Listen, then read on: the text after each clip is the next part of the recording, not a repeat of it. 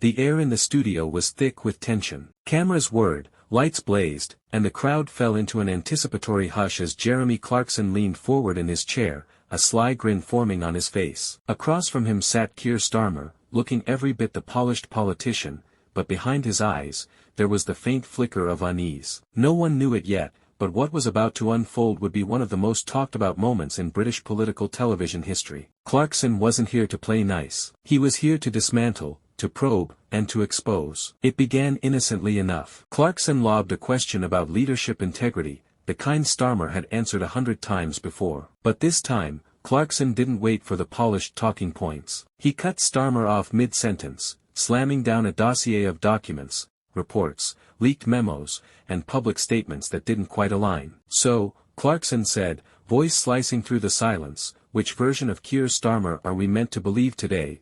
The crusader for justice, or the man who quietly backed down when it actually mattered? The audience gasped. Starmer froze. Starmer tried to recover, offering his well-rehearsed defense about compromise and political realities, but Clarkson wasn't finished. He raised his eyebrow and played a clip on the studio screen. Starmer's past speeches, each contradicting the next on major policies from Brexit to economic reform. Consistency, Keir, Clarkson said coolly, isn't just for car engines. The crowd erupted in nervous laughter, while Starmer's face flushed a shade darker. The room could feel it. This wasn't an interview. It was a reckoning. Then Clarkson struck at something deeper. He pulled out a letter from a whistleblower, a former party aide, alleging that Starmer had personally pushed to bury a damaging internal report on corruption within the party.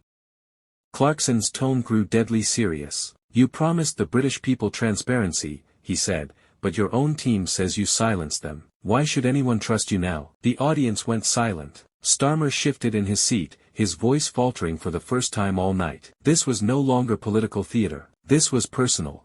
Desperate to change the subject, Starmer lashed out, accusing Clarkson of sensationalism and biased journalism. But Clarkson had anticipated it. Biased? He shot back. I'm not the one rewriting my own positions every 6 months to stay relevant. He leaned back, almost casually, while the silence roared in Starmer's ears. For the first time, the Labour leader seemed small, diminished under the glare of the studio lights, the weight of his own contradictions pressing down on him. And then came the moment that would dominate headlines. Clarkson, without breaking eye contact, said, you claim to stand for the working class. So tell me, when was the last time you stood in line at a food bank? When was the last time you walked through a community you haven't used as a backdrop for a campaign photo? The question hit like a hammer. The crowd gasped audibly. Starmer blinked, searching for words that wouldn't come. The pause stretched on, an eternity broadcast live to millions. Sensing the kill, Clarkson delivered the final blow. He pulled out polling data showing plummeting trust in Starmer's leadership, even within his own party. If your own people don't believe in you, Clarkson said quietly,